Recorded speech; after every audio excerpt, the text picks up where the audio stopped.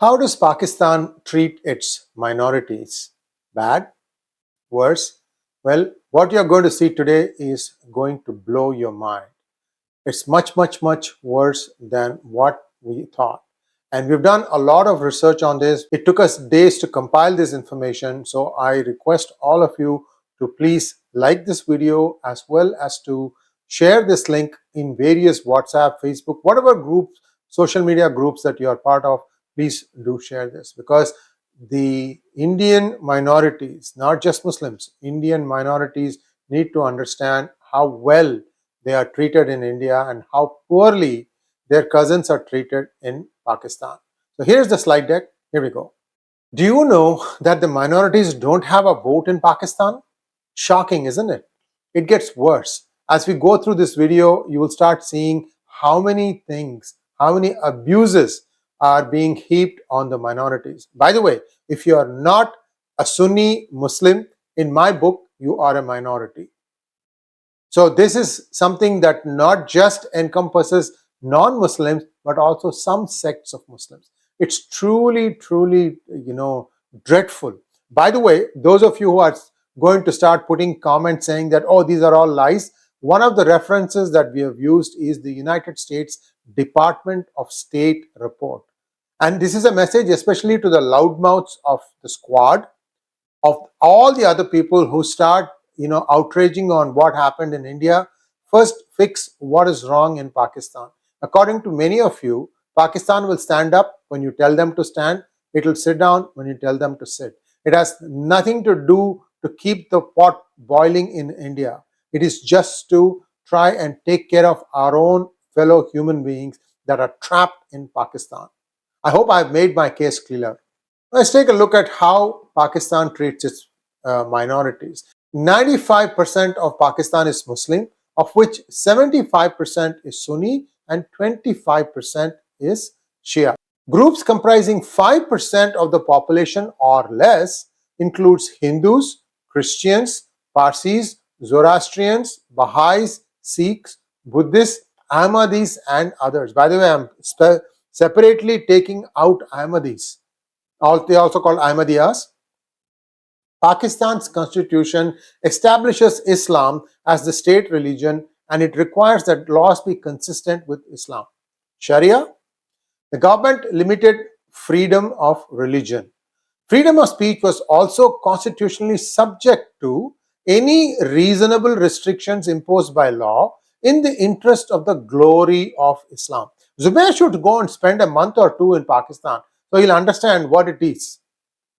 Minorities left out of poll process. I told you, right? They don't have the right to vote. Well, not exactly, but the way it is being done will again shock you. Religious minorities, particularly the Ahmadiyya community, face significant disenfranchisement and persecution, which includes being barred from voting in a way that allows their full participation in the electoral process. By the way, the Ahmadiyyas were the ones who kept Pakistan afloat, because when Pakistan attacked using these irregulars, that's quote-unquote irregulars, during 1947, India stopped paying Pakistan its share of the money that was coming from Britain. And for that, again, Gandhi said he'll go on fast unto death because India was denying them the money. But you know what happened? A lot of rich Ahmadiyyas stepped up. They were based out of Karachi, probably Lahore. They stepped up and they funded the government. And you know what the government did in 1983 to the Ahmadiyyas, right? Just wait, you'll see it. Other minority groups, such as Christians and Hindus, also encounter systemic barriers to their full participation in Pakistan's political process. Although there are reserved seats for minorities in the National Assembly, these positions do not equate to genuine representation or influence. In other words, if you are in a district, you cannot vote there. It has a totally different process to vote in the special seats. Minority feels left completely out of poll process. The electoral system's design and the prevalent socio-political dynamics often marginalize these communities, preventing them from having a significant voice in mainstream politics. Leaders and members of the Hindu community rue the fact that they are not given proper representation and many are not even registered as voters. The constitutional and legal treatment of religious minorities in Pakistan is a multifaceted subject. Pakistani elections cannot be deemed equitable and impartial if the minorities are barred from the electoral process. I mean, why is the Indian Muslim feeling so aggrieved? Why is the Indian Christian suddenly remembering Manipur when it comes to casting his or her vote? Guys, you should go and spend some time in Pakistan as a Christian and see how beautiful the country is and how beautiful its people are and how beautiful the laws are. I mean, again, Pannu, please go visit. Pannu, go and visit Pakistan. Pakistani laws against minorities continued. In Pakistan, societal intolerance, violence against minorities and Muslims promoting violence increased and abuses under the blasphemy laws continued. This blasphemy law is one of the things that's like arbitrary as heck. And I'm going to show you some examples. The government did not take adequate measures to prevent these incidents or undertake reform measures to prevent the abuse of the blasphemy laws. Discriminatory legislation such as the blasphemy laws and the anti-Ahmadi provisions of law and the government's failure or delay in addressing religious hostility by societal actors fostered religious intolerance, acts of violence and intimidation against religious minorities of Pakistan. So where are all the Ahmadiyyas? Well, many who could have already left the country, but there are still a fair percentage left behind. I only say, God save you guys. In fact, it's really sad for the Ahmadiyyas. They were one of the most enthusiastic about demanding a free country of Pakistan, and yet they were one of the first ones to be isolated and said that you are not a Muslim. Very, very sad. Members of other Islamic sects, I told you, right, Ahmadiyyas and so on, Christians, Sikhs and Hindus have reported governmental and societal discrimination, and it comes in many ways. It's blatant, it's not even subtle. There are instances in which law enforcement personnel reportedly abused religious minorities in custody. In other words, when a religious minority is put in custody, it's bad enough, life in jail, right? These people are given the worst of the possible treatment. Acts of violence and intimidation against religious minorities by extremists increased and exacerbated existing sectarian movement. Extremists in some parts of the country demanded that all citizens follow a strict version of Islam and threatened brutal consequences if they did not abide by it. You know, this is where I kind of differ with India's policy towards Afghanistan. Afghanistan laws are no less draconian. Just keep that thing in the back of your mind.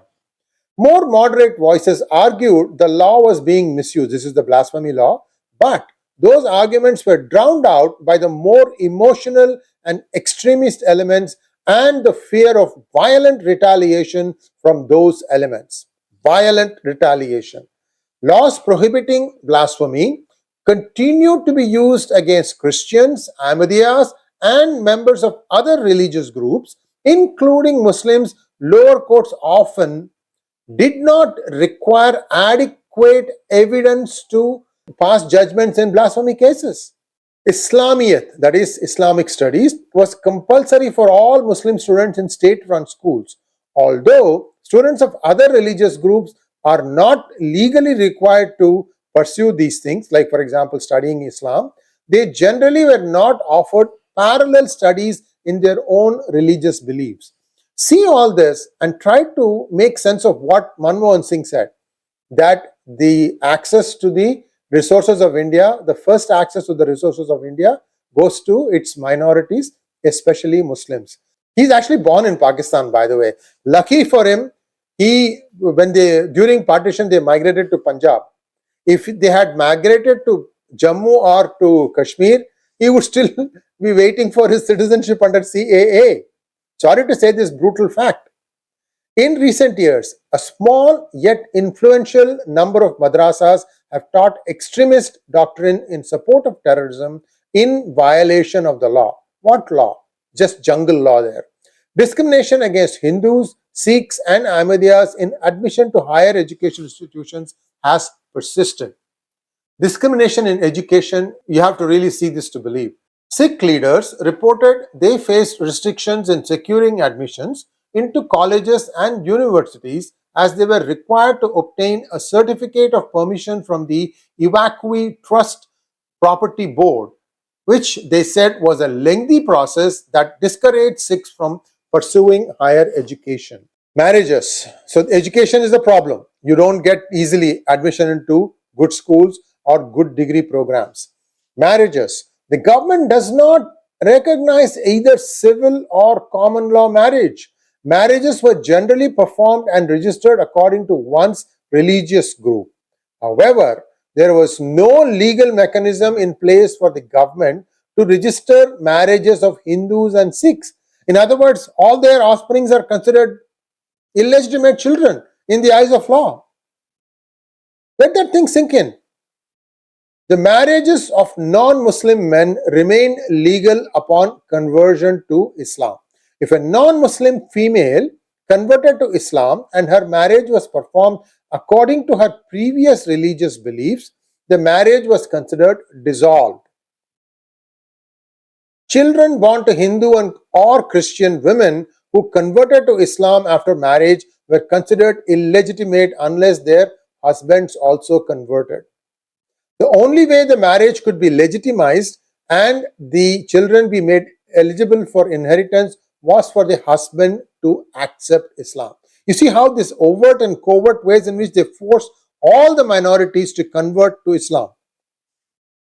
The children of a Muslim man and a Muslim woman who both converted to another religious group were considered illegitimate, and the government could take custody of the children. In the absence of Hindu and Sikh marriage registration, women face difficulties in getting a share of their parents' and husbands' property, accessing health services, voting, obtaining a passport, and buying or selling property. Hindu Marriage Acts and Laws. This is becoming a joke, guys, and there is still some more slides to go. So please stay with me and watch it till the end. Thank you. There are two laws governing Hindu marriages. One is the Sindh Hindu Marriage Act of 2016, just 8 years ago, which is applicable in the Sindh province of Pakistan, not in other provinces. And another is the Hindu Marriage Act of 2017, which is applicable in Islamabad Capital Territory, Balochistan, Khyber Pakhtunkhwa, and Punjab provinces. There are no laws and amendments made to register marriage between two Hindus, one from Sindh and another from a different province, such as Islamic Capital Territory, Punjab, Balochistan, whatever. There are no laws and amendments. Also, other restrictions on religious freedom. This is regarding the Ahmadiyas. Ahmadiyas have been prohibited from holding conferences or gatherings since 1983. Ask me who was the president at that time or the man who ran Pakistan? General 𝗤𝙜𝗆𝘁. This guy took them back to Stone Age, I'm telling you. They were also banned from preaching and from traveling to Saudi Arabia for the Hajj or other religious pilgrimage. In other words, if you are an Ahmadiyya living in Pakistan, you cannot perform the Hajj. Representatives of the Sikh community in Punjab and Sindh reported the illegal sale of Gurudwara lands by the 𝗣𝗚𝘂𝘁𝘗 Trust Property Board, ETPB. ETPB transferred approximately 72 acres, 574 canals of Gurudwara land in Lahore to the Defence Housing Authority. This is despite protests by the Sikh community. Christian leaders in Sindh opposed a proposed sale of St. Andrew's Church in Karachi, which recently celebrated 150 years of service. The government funded and facilitated Hajj travel, but had no similar program for pilgrimage to other destinations for religious minorities. No Vatican trip, no Kashi trip. The Pakistani government does not restrict religious publishing. However, it restricts the right to freedom of speech with regard to religion. This abuses of religious freedom, this I'm going to spend a little bit of time because you will see how insane the people act.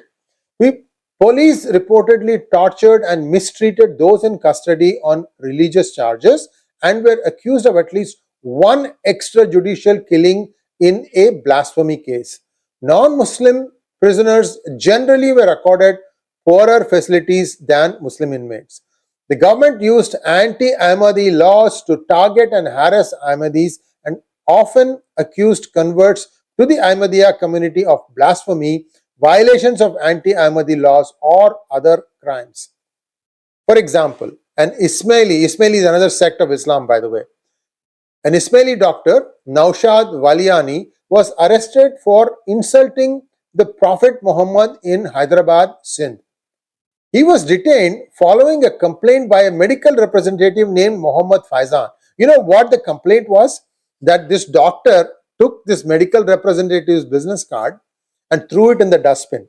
But because his business card had the name Muhammad in it, they said immediately that, oh, he was insulting the Prophet. I mean, is there any limit to the ridiculousness with which this blasphemy law is applied? Two Christian residents of Faisalabad, Punjab, Rashid Emmanuel and his younger brother Sajid Emmanuel, were killed when exiting a court. They have been accused of distributing blasphemous material, but the judge had found them not guilty. So essentially, this means even though in a court of law you are found to be not guilty, the people are not going to leave you. They have determined that you have committed blasphemy and therefore you shall be punished. That's it. I mean, Christians of India, the way the Muslim population is growing today, okay, all this that I'm saying here is going to start applying in India also. The Hindus will fight. They have been fighting for 1400 years. But think about yourself. You are easy prey. Understand this.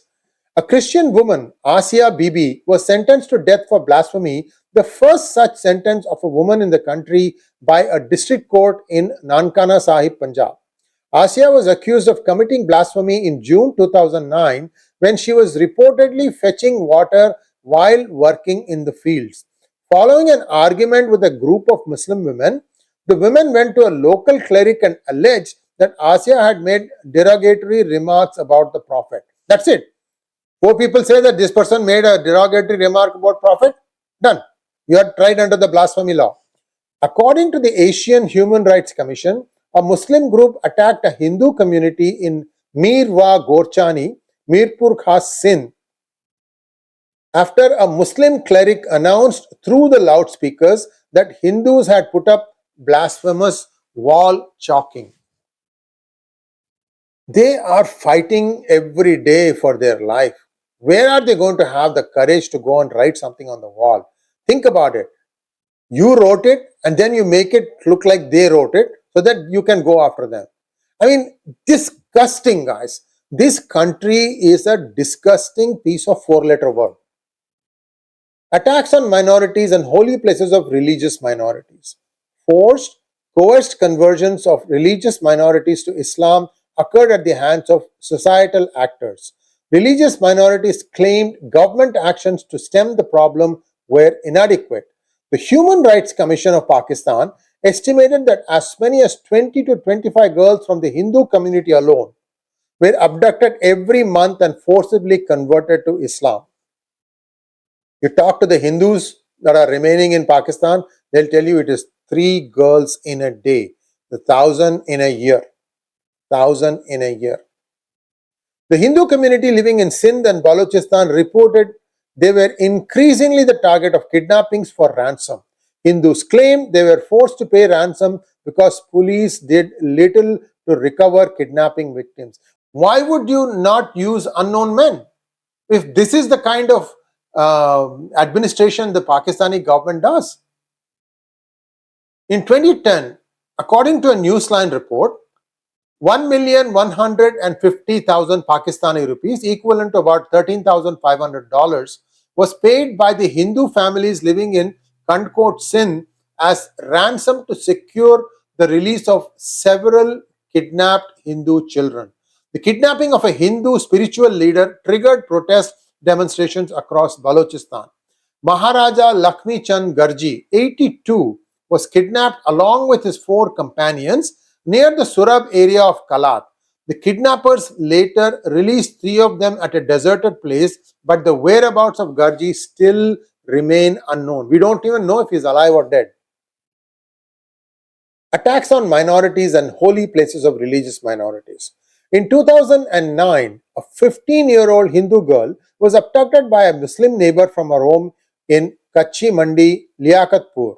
Her parents later learned that she was being held captive in a madrasa and she had been forced to convert to Islam and marry.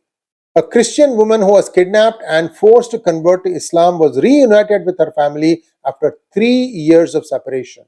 There were numerous reports about attacks on holy places of religious minorities. In one case, unidentified persons entered a church located in Shah Latif town in Karachi and torched it before fleeing. Several sacred books were burnt. Militants blew up the Sufi shrine of Mian Umar Baba in the Chamkani area of Peshawar. Unknown terrorists attacked 2 separate Ahmadi congregations in Lahore during Friday prayers. The attackers used explosive devices, grenades, and automatic weapons. More than 86 persons were killed and 124 were injured.